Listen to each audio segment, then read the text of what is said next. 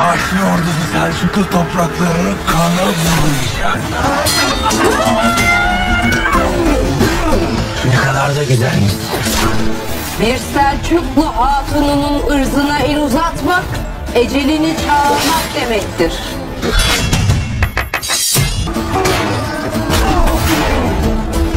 Tez vakitte Faysal'la evleneceksin, o kadar.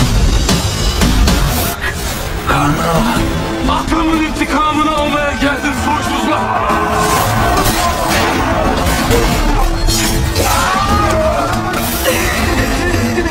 Beni de mi öldüreceksin? Melikşah Haçlı ordusuna karşı kazanamayacağını anlayacak. Sultan Melikşah'ın kanı yerde kalmayacak.